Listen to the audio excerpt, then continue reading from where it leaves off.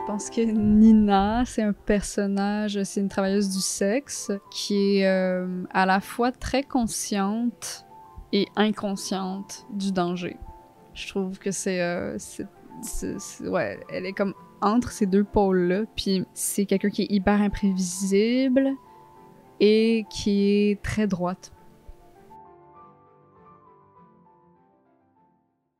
Je pense que ça doit provenir de sa personnalité, là, tu sais, que c'est en elle, mais je pense aussi que c'est pas bien qu'on la voit jamais dans son milieu de travail, là, on la voit jamais comme danser dans un club, c'est pas anodin.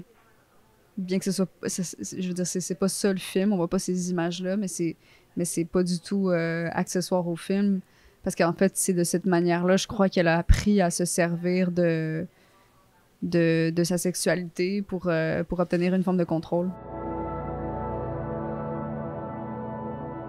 Ben, c'est sûr que c'est pas un environnement qui est contrôlé, là, dans le sens où il fait froid, il y a eu la première neige, là, on a tourné en octobre dans les Hautes-Laurentides. Puis après, pour moi, particulièrement, le film raconte... C'est une histoire, c'est une fable politique, là, c'est quand même une histoire de domination masculine. Puis pour moi, le personnage dans la fiction a des signes de cette domination, comme je veux dire, pour moi, les ongles longs, tous ces attributs féminins-là sont inconfortables puis sont pas utilitaires, t'sais.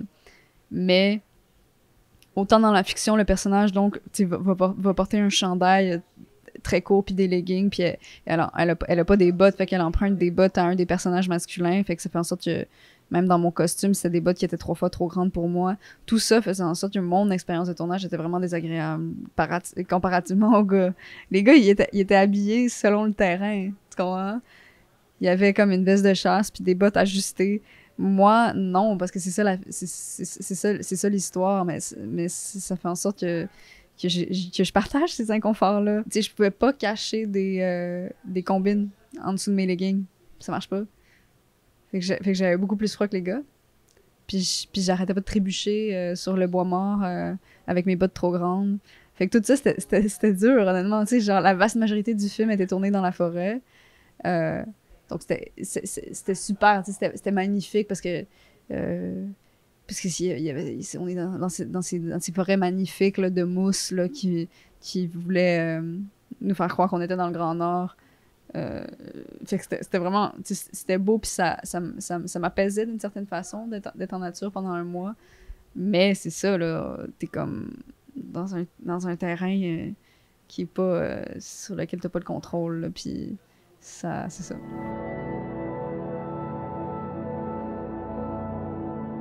Il y a un protocole de sécurité qui existe là, sur les plateaux de tournage, puis j'ai quand même senti aussi que depuis, il y a ce qui est arrivé aux États-Unis avec Alec Baldwin, il y a comme une conscience accrue d'enforcer ces protocoles-là. Mais donc après, j'ai pas eu des cours avant, là, parce que de toute façon, faut que j'apprenne à tirer de manière sécuritaire, mais après, le personnage, c'est aussi la première fois qu'il tire, tu sais. Mais donc, il y a un armurier qui est venu sur le plateau puis qui m'a montré un peu comment tirer avant la scène avec le chevreuil. Mais c'est quand même vraiment particulier. Je pense que mon métier m'amène à faire toutes sortes de choses pour lesquelles j'ai pas nécessairement, que je ferais pas, là. Les armes, ça m'attire pas particulièrement. Parce que le pouvoir que ça confère, tenir une arme dans ses bras, c'est pas quelque chose que je désire puis qui m'intéresse nécessairement. Il y a quand même quelque chose qui est impressionnant que de tirer une arme. Puis quand c'est fait dans un, tu sais, je veux dire, dans un contexte qui est sécuritaire, ben ouais, fait que c'est ça. J'ai travaillé avec un danseur qui s'appelle Gérard Reyes, parce que je pense que c'était que Annick et moi, tu sais, en parlant, bien que, je veux dire, on me voit jamais faire un lap dance dans le film, mais il y avait comme quelque chose dans la construction du personnage où je pense que j'ai eu besoin d'avoir accès à un espace où je pouvais comme explorer quand même ce que le personnage d'où le contexte du personnage, puis trouver une manière de bouger, puis peut-être aller comme dans des dans ces zones-là dans lesquelles le personnage voit pas comme on voit pas le personnage aller dans le film, mais qui font partie de sa vie, tu sais. Fait que c'est ça avec Gérard, je veux dire, il m'apprenait à faire des lap dance pis des trucs comme ça, tu sais. Fait que juste pour que j'aie comme un sens de une sensation de crédibilité envers moi-même aussi, là, que je suis capable de faire ça. Des répétitions dans les tournages, c'est comme souvent, je tourne pas beaucoup d'argent là, pour faire les films, là, c'est toujours limité, mais j'ai l'impression que ça fait vraiment toute la différence quand c'est le travail en amont, tu sais, puis d'avoir tu sais, de la part des productrices qu'elles aient compris puis qu'elles aient débloqué des fonds pour me permettre d'avoir cet espace-là, ça a été super pour le personnage. Mais quand j'ai tourné le film, j'avais pas encore fait de théâtre, mais depuis le film, il y a 2 ans qui se sont écoulés, puis j'ai fait 2 pièces.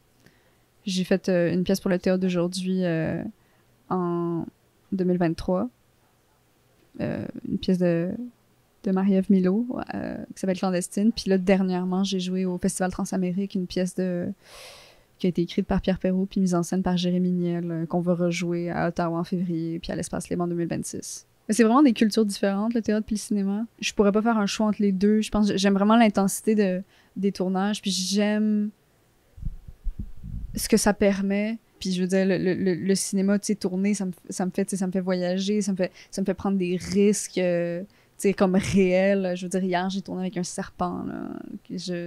Je veux dire, c'est le genre de truc où tirer du gun dans jour de chasse. C'est comme, ça me demande de pousser constamment des limites. Puis lorsque ça se passe bien, mais c'est comme, c'est vraiment un sentiment de fierté. Puis après, juste comme le médium du cinéma, genre tu sais, je suis cinéphile. Puis le lieu du plateau de tournage, c'est un lieu qui m'enchante vraiment. Puis j'aime la caméra, j'aime l'image, j'aime tout ça. Tu sais, particulièrement, mettons, dans jour de chasse, je suis filmée de tellement près que ça me permet d'aller chercher une précision. Puis un type de jeu qui est ténu, tu sais. Je pense que c'est ça aussi. Je veux dire, les gens savent là, que c'est un peu comme ça que je fais, fait qu'ils me filment proche aussi, là. Mais dans le sens où je trouve que je peux... Ouais, il y a comme une clarté qui est possible avec la proximité. Mais le théâtre, je trouve que c'est un espace qui est de la recherche collective. Puis ça, c'est quelque chose qui existe un petit peu moins au cinéma, parce que c'est comme ça demeure hyper solitaire comme recherche la plupart du temps, à moins que tu fasses des répétitions puis que tu aies comme accès vraiment à un espace de réflexion collective. Mais le théâtre, ça va être ça, là, ça va être pendant des semaines, on va se rencontrer, puis comme on va être assis à une table, puis on va juste comme parler, puis on va juste comme intellectualiser le texte puis les personnages, puis on va se poser des questions ensemble, puis t'es vraiment pas laissé à toi-même. Puis ça, ce truc-là de troupe, il m'attire énormément. Puis tout ça, tu sais, les arts vivants, puis le fait que ce soit pas comme aussi déconstruit qu'au cinéma, c'est ça. Les deux, pour moi, c'est juste pas la même culture, puis c'est pas la même chose, mais j'adore les deux. J'aime beaucoup le cinéma de Ken Loach, de Céline Sciamma, tu sais, au Québec, tu sais, j'adore les films de Monia Chokri. Il y en a plein, là. C'est difficile pour moi d'en nommer avec vous. Tu sais, de Kieslowski. Le dernier film que j'ai vu qui m'a marqué. Je suis allée voir à Fantasia.